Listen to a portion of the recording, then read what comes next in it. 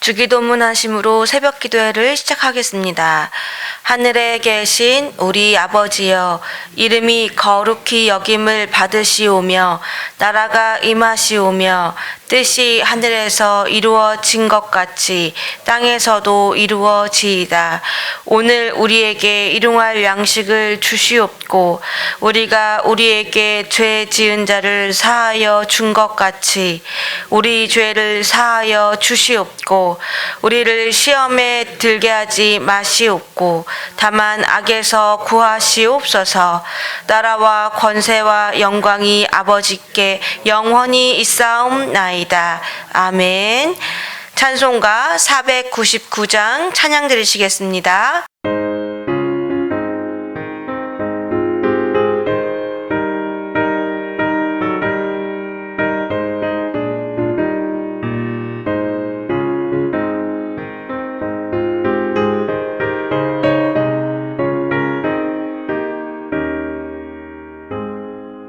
흑암에 사는 백성들을 보라. 수많은 심령 멸망하겠네. 그 누가 갈까. 주의 복음 들고 생명을 구원하는 곳으로. 큰 권세 주께 있으니 큰 권세 주께 있으니 너는 가서 주의 복음 전하라. 주가 너 항상 지키리라. 구원의 문은 넓게 열렸으니 십자가 운명 일어나거라. 너희의 힘을 하나로 뭉쳐서 죄악의 쇠사슬을 끊어라. 큰 권세 주께 있으니 큰 권세 주께 있으니 너는 가서 주의 복음 전하라. 주가 너 항상 지키리라.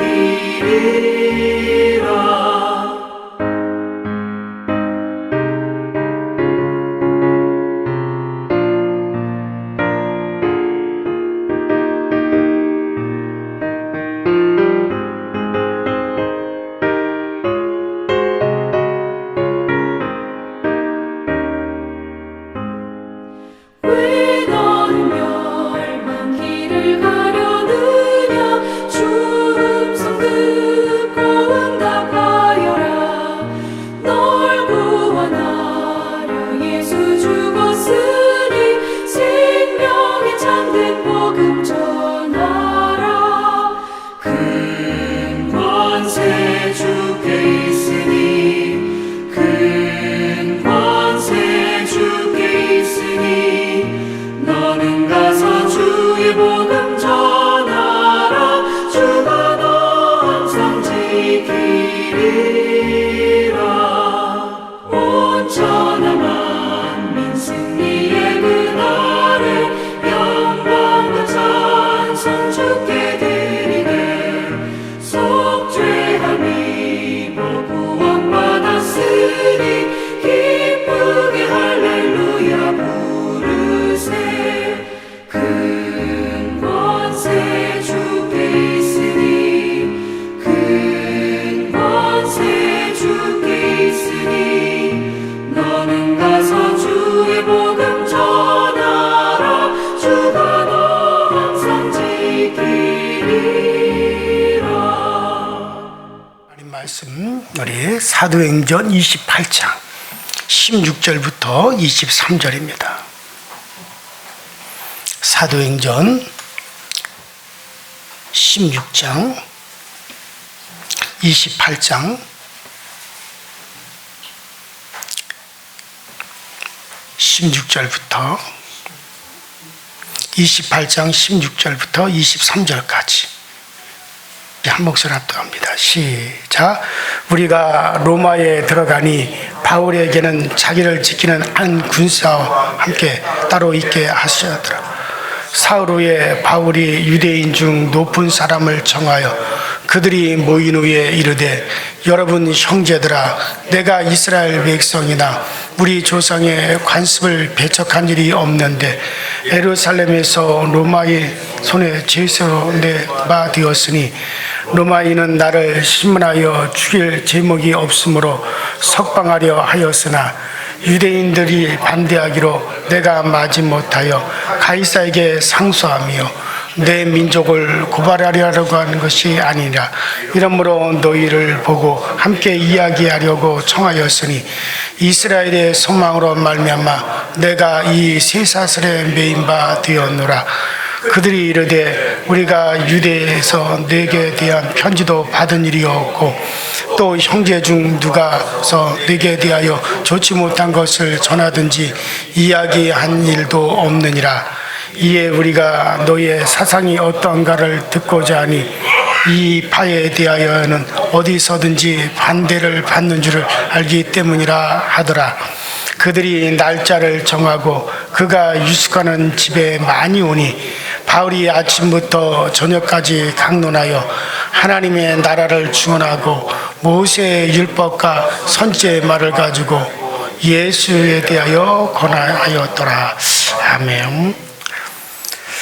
자, 우리나라가 전 세계 이목을 끈 것 중에 하나가 남북 이산가족이 교류하던 때에 북한에 살던 한 할아버지가 50년 만에 남한 땅을 밟았습니다. 또 남한에 살던 한 중년 의사가 50년 만에 북한 땅을 밟았습니다. 그리고 50년 동안 헤어졌던 어머니와 아버지 또 아내와 자식들을 만났습니다.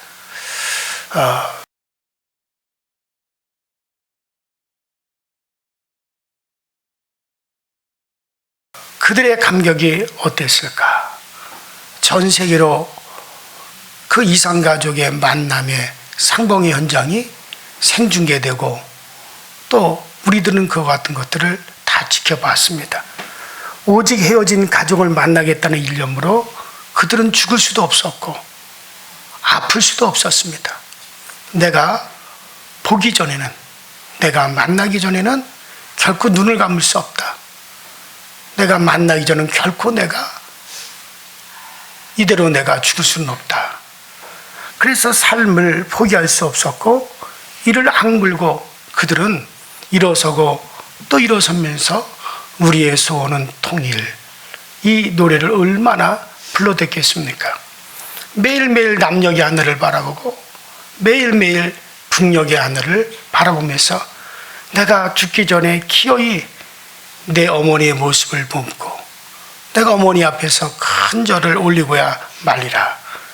내가 죽기 전에 꿈에도 잊지 못할 내 자식들을 내가 보기 전에는 절대로 내가 죽을 수 없노라. 그러한 소망을 가슴에 품고 그러한 꿈을 그리면서 기다리고 견디다가 50년 만에 이산가족들이 상봉하는 현장, 40년 만에 상봉하는 현장, 정말 그 상봉이 이루어졌던 그 현장을 지켜봤어요. 그리고 많은 사람들이 그 모습을 보고 눈물을 흘렸던 그런 기억이 있습니다. 그동안 마음고생이 얼마나 심했겠습니까? 남북관계가 조금만 진전이 되면 아이고 혹시나 내 가족을 만나겠구나 희망을 가졌다가 또 그게 틀어지면 이게 과연 꿈이었을 뿐인가 라고 하면서 좌절했던 것이 몇 번이었겠어요. 그런데 만났어요. 저는 그때 당시에 몇 차례에 걸쳐서 이산가족들의 만남의 모습을 정말로 눈물로 지켜봤어요. 그들의 감격이 어떠했겠습니까? 피눈물을 나누며 오열하는 모습, 그 자리에서 기절하면서 쓰러지는 모습, 부둥켜 안고 그냥 우는 모습. 결국 그들은 그 꿈을 가지고 기다리다가 기어이 만나고야 말았죠. 그래요. 우리는 꿈에 대해서 반드시 그 꿈은 이루어진다 라고 하는 말을 많이 합니다. 근데 꿈은 분명히 현실로 여러분들 바뀌어져요. 현실이 암담하기 때문에 꿈이 이루어지지 않는 게 아닙니다. 꿈을 가진 자, 소망을 가진 자가 포기하지 않는 자는 분명히 현실로 분명히 다가옴을 믿으시기 바랍니다. 여러분, 우리가 주안에서 꿈을 가진 것은 반드시 그 꿈이 이루어져요. 문제는 그 꿈을 가진 자가 현실에 부딪히고 좌절에 부딪히고 그 꿈에 포기하고 스스로 내려놓기 때문에 이루어지지 않는 거예요. 성경은 분명히 이렇게 얘기하고 있잖아요. 믿음은 바라는 것들의 실상이요 보지 못하는 것들의 증거니라. 그래요. 요셉의 꿈이 여러분들의 꿈이 되고 바울의 꿈이 여러분들의 꿈이 되시길 바랍니다. 그리고 그 꿈이 이루어지는 그림을 마음속에 계속 그리고 또 그려야 돼요. 그래야 그 꿈이 이루어지는 겁니다. 자, 바울은 3차 전도 여행 때 바울은 에베소에서 이렇게 선언했어요. 내가 반드시 로마도 보고야 말리라. 그때 바울은 자기의 위대한 꿈을 3차 전도 여행 바로 에베소에서 크게 외쳤습니다. 내가 이후에 반드시 로마도 보고야 말리라. 그래요. 그런데 바울의 꿈이 어떻게 됐습니까? 마침내 이루어졌어요. 상상할 수 없는 험한 과정을 거쳐 드디어 이루어졌습니다. 자, 16절에 보니까 우리가 로마에 들어가니, 자, 우리가 로마에 들어가니, 드디어 바울의 꿈이 이루어지는 그 말씀이죠. 이 한마디 말씀에 이제까지 바울의 모든 것이 다 압축이 되어 있습니다. 바울의 일생이 여기에 다 들어 있습니다. 바울이 고대하고 기다리던 꿈 중의 꿈인 드디어 로마의 첫 발을 디뎠습니다. 바울의 느낌이 어땠을까요?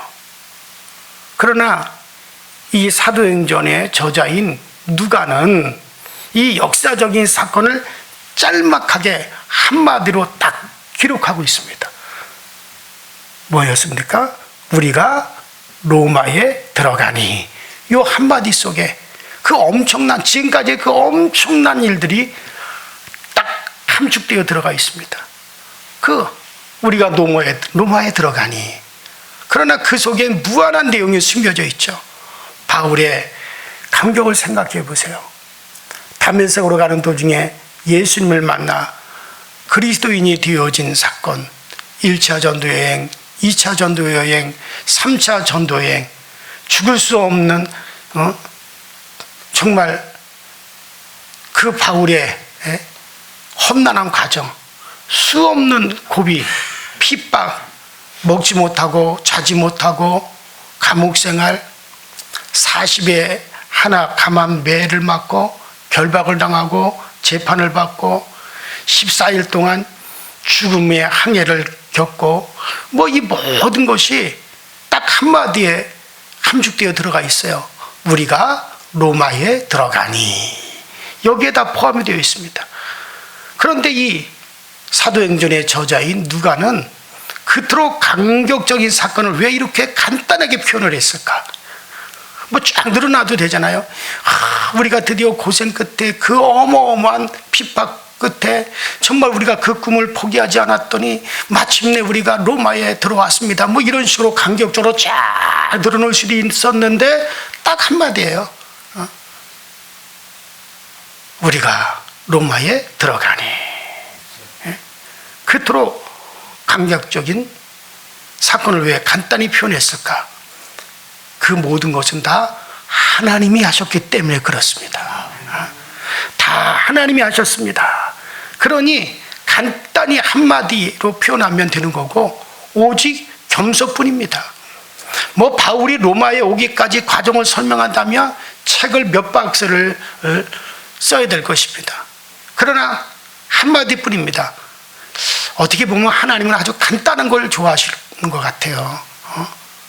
그 어마어마한 천지를 창조하셨잖아요. 그 어마어마한 천지를 창조하신 후에 하나님이 하신 말씀이 뭡니까? 하나님이 보시기에 좋았더라. 딱 한마디뿐이에요. 가끔 이제 행사를 하다 보면 제발 좀 짧게 해주세요. 제발 좀 짧게 해주세요. 축사도 짧게 해주세요. 설교도 짧게 해주세요. 막 그렇게 부탁을 받아요. 그런데 그 짧게들을 못해요. 짧게도 못해요. 그걸 늘어놓아야만이 되는 줄 알아요. 기도할 때도 마찬가지입니다. 하나님은 중언부언 하면서 쫙 늘어놓는 그런 기도. 너희들이 내게 와서 많은 말을 하는 거 중언부언 하면서 그런 기도를 싫어하신다 그랬어요. 식탁 위에 반찬이 많이 늘어놓지만 실속이 없는 것보다 한 가지만 맛있으면 밥 한 그릇 다 먹는 거예요. 여러분들 앞으로 여러분들이나 우리 교회가 큰 일을 많이 할 것을 저는 믿습니다. 하지만 무슨 일을 하든지 자랑하지 말고 중언부언하지 마시고 오직 한마디면 됩니다. 따라합시다. 하나님이 하셨습니다. 그거 한마디면 되는 거예요. 이 말만 하시. 그래 우리는 늘 겸손할 뿐입니다. 하나님이 하셨습니다. 그 하나님이 하셨다는 거에 대해서 그 다음에 우리의 말들, 우리의 자랑, 우리의 의견이 줄줄줄 늘어놓을 필요가 없어요. 그냥 하나님이 하셨습니다. 그 한마디면 되어지는 거예요. 자, 바울의 꿈이 어느 날 갑자기 이루어진 게 아닌 것처럼 우리의 꿈도 갑자기 이루어지는 게 아닙니다. 저는 목회를 시작하면서 교회 부흥을 꿈꾸기 시작을 했어요. 교인이 없는 가운데서 목회를 하면서 교회 부흥을 꿈꾸기 시작했어요. 그러나 그 꿈이 이루어지기 위해서는 여러 과정을 겪어야 됩니다. 제가 처음에 저 청도에 갔을 때 교인이 없었어요. 오히려 그때 당시 6억, 7억짜리 땅을 내가 사지 않으면 안 되는 그런 상황이었어요.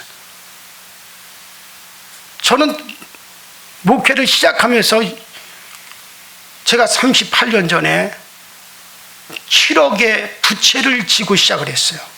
그렇다고 교인이 있는 것도 아니었어요. 그러면서 저는 꿈을 꾸었어요.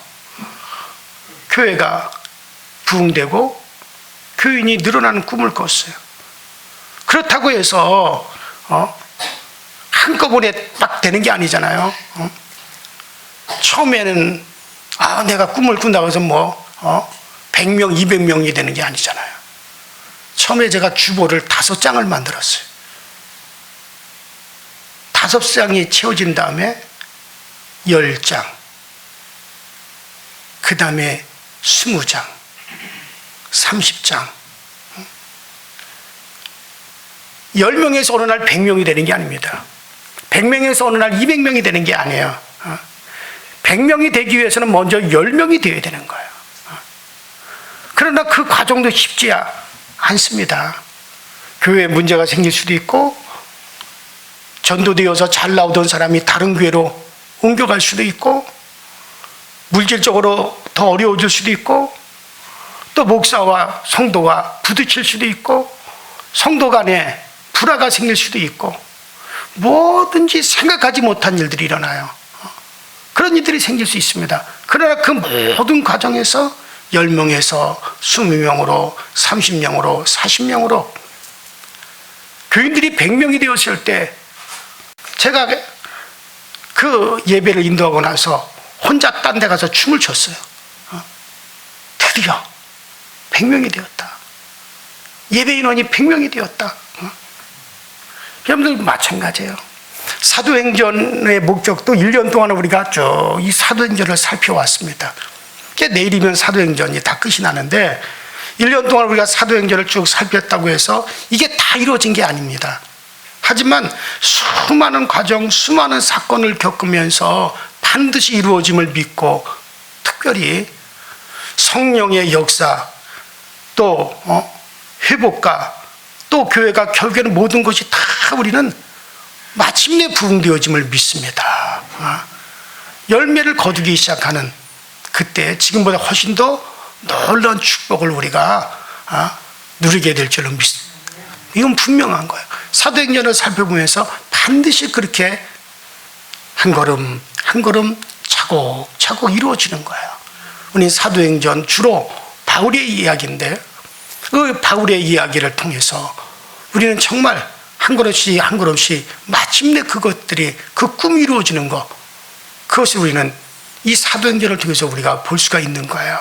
자, 이 16절에 로마에 도착한 바울에게 하나님은 자유를 허락하셨습니다. 바울 곁에는 군사 한 명만 있을 뿐이었습니다. 그러니까 거의 자유롭게 바울이 로마에서 생활을 하게 되어집니다. 자, 17절, 드디어 로마에서 바울의 사역이 시작되어집니다. 자, 바울은 로마에 도착하자 비록 죄인의 신분으로 로마까지 왔지만은 막상 로마에 도착해서는 거의 자유인이 되었어요. 그리고 드디어 바울의 사역이 시작이 됐습니다. 그는 먼저 동족인 유대인 중에 높은 사람들을 초청해서 자신이 로마에 오게 된 이유에 대해서 설명합니다. 그리고 이어서 찾아오는 사람들에게 바울은 복음을 전합니다. 여기서도 바울의 동족 사랑을 우리가 볼 수 있어요. 그는 가는 곳마다 먼저 동족에게 복음을 전했습니다. 그가 동족에게 받았던 고통이 어떠했습니까? 1차, 2차, 3차 전도여행 때 우리가 쭉 살펴봤잖아요.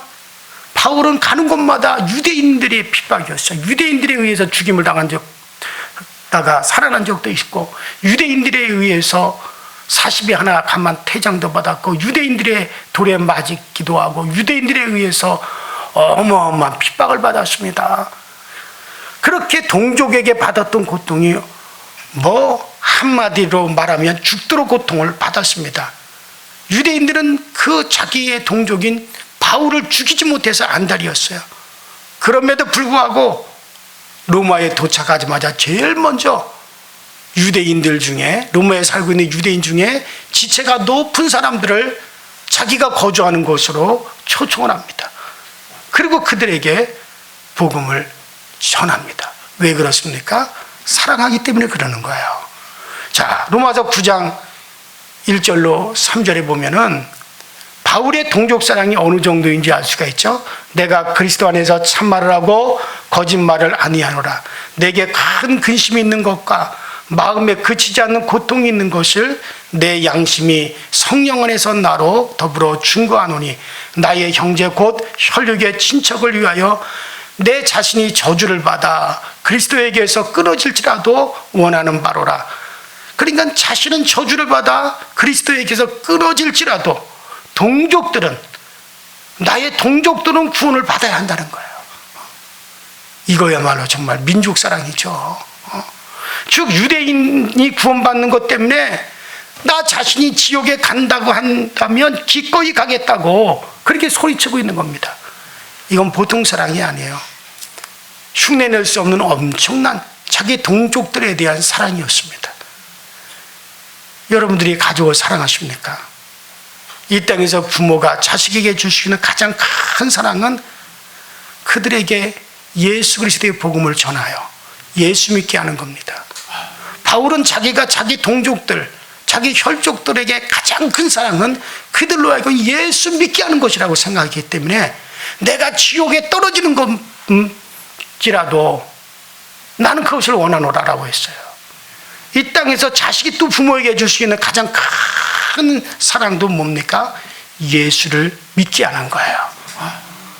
그래서 저는 항상 내 부모들을 생각할 때, 나의 형제들을 생각할 때 마음에 기쁨이 있어요. 내가 그분들에게 다른 것을 해주지 못할지라도, 어머니도 돌아가시고 아버지도 돌아가셨지만은 물론 장인 장모님도 마찬가지예요. 내가 그분들한테 다른 건 해줄 수는 없었을지라도 그들이 나로 인해서 예수를 믿게 되었다는 것, 그들이 예수님을 영접하셨다는 것, 그것만 생각하면 이것보다 더 큰 선물이 어디 있어요, 여러분들? 그래, 여러분들도 그 큰 사랑을 실천하시기 바랍니다. 가족에 다 믿었다면 우리의 범위를 좀 넓혀서 예수 그리스도를 자꾸 예수 그리스도를 자꾸 여러분들이 주시기 바랍니다. 아직까지도 믿지 않는 자식이 있다면 여러분은 나쁜 부모예요.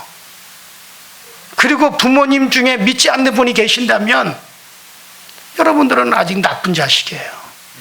불효자입니다. 반드시 좋은 부모, 좋은 자식이 되시기를 주 이름으로 축원합니다. 이것은 틀림없는 거예요. 바울은 그렇게 했어요. 그리고 우리 가족이 믿었다. 그러면 우리는 자꾸 범위를 넓혀가야 돼요. 저는 은퇴하고 꿈이 있습니다. 무슨 꿈이냐? 여기 시골에, 저 전라도 시골에 가서 살려고 그래요. 왜 살려고 그러냐? 그 동네에 교회가 없어요. 거의 노인들 뿐이더라고요. 가보니까.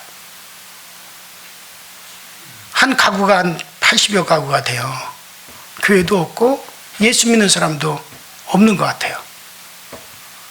그래서 내가 마지막 내가 거기서 살면서 한번 내가 이 마을을 복음화를 해봐야겠다. 무슨 내가 정식적인 교회를 세우겠다는 건 아니에요. 그러나 가서 복음을 전해봐야겠다. 이웃들과 살면서. 그래서 지금부터 구상하는 거예요. 내가 그들에게 어떻게 접근할까. 지금부터 구상하는 거예요. 뭐 앞으로도 뭐 시간이 많이 남았지만, 그래서 지금 저는 악기도 그래서 배우는 거예요, 지금. 왜? 그들에게 내가 무엇을 가지고 접근할까? 평생 목회만 했던 사람이 뭐 그분들과 술을 마시겠습니까? 그분들과 뭘 내가 할 수 있는 게 뭐가 있겠어요?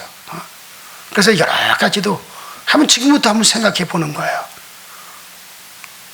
어쩌면 그것이 저에게 마지막 꿈이 될 수도 있을 겁니다. 여러분, 그래요. 우리는 어떻게 하든지 내 부모와 내 자식과 예수를 다 믿는다면 거기서 멈추서는 안 되죠. 범위를 자꾸 우리가 넓혀가야 되죠. 자꾸 넓혀가야 됩니다. 자, 그러면 예수님을 믿게 하기 위해서 무엇을 전해야 됩니까? 23절에 나오죠. 자, 바울이 전한 것은 두 가지 내용이에요. 하나님의 나라와 예수 그리스도였습니다. 자, 예수님께서도 마태복음 6장 33절에 너희는 먼저 그의 나라와 그의 의를 구하라고 하셨죠. 여러분들 천국을 사모하시기 바랍니다. 천국을 사모하는 마음이 있을 때 예수 그리스도를 믿게 되고 예수 그리스도를 믿을 때 또 천국 백성이 되어지는 거예요. 천국에 대해서 알려주는 거예요. 이 세상, 이 물질의 세상 말고 또 다른 세계를 하나님이 지으셨다. 물질의 세계 말고 영계라고 하는 영의 세계가 또 있다. 그리고 그곳의 주인이 있다. 그곳의 주인이 바로 그리스도시다. 우리가 다른 나라에 이민을 가려고 하며 다른 나라에 이민을 가서 살려고 하면 그 나라는 어떤 나라고 그 나라는 누가 다스리는 나라는지 최소한 알고는 가야 될 거 아닙니까? 우리는 그 나라에 대해서 알려주는 거예요. 먼저 그 나라를 구하라 그랬잖아요. 그 나라에 대해서 알려주는 거예요. 그 나라의 주인이 되시는 그리스도를 우리가 알려주는 거예요. 자, 입성 23절에 보니까 23절을 보면 로마에 입성하자마자 많은 사람들이 바울을 찾았던 것 같습니다. 그래서 너무나 많은 사람들이 바울을 찾아오는 거예요. 복음을 듣기 위해서. 그래서 어떻게 했다는 거예요? 한꺼번에 못 만나니까 일자를 정했다고 했습니다. 그 말은 바울에게 한꺼번에 갈 수 없으니 예약을 한 뒤에 정해진 시간에 바울을 방문했다는 것이고, 바울은 그들에게 아침부터 저녁까지 쉬지 않고 복음을 전했다는 거예요. 여러분들, 교회들이 살기 위해서는, 부흥되기 위해서는 복음에 충실하셔야 됩니다. 교회가 복음이 약화되는 교회라면 절대 소망이 없어요. 오래된 얘기지만은 미국 어느 교회에서 목사님이 설교를 하면서 죄에 대해서 신랄하게 막 지적하면서 그 죄에 대해서 회개치 않으면 그러면 멸망을 한다. 하나님의 진노가 쏟아진다. 그렇게 막 목사님이 설교를 한 거야. 그러자 설교를 듣고 있던 사람 중에 한 사람이 일어나가지고 목사님을 향해서 총을 빵 하고 총을 쐈어요. 죄를 지적하는 설교를 들을 때 참지 못하겠다는 거예요. 미국 사람들은 총기를 소유할 수 있는 그와 같은 법적인 권한을 가지고 있잖아요. 그러니까 그거에 참지 못하고 일어나서 목사님을 향해서 총을 쐈는데 다행히 총알이 빗나갔습니다. 그리고 그 다음 주에 목사님이 어떻게 설교를 하겠어요. 그런데 강대상 앞에 방탄유리 딱 설치하는 거 똑같은 설교를 또 했다는 거예요. 죄에 대해서 그 설교를 똑같이 했다는 거예요.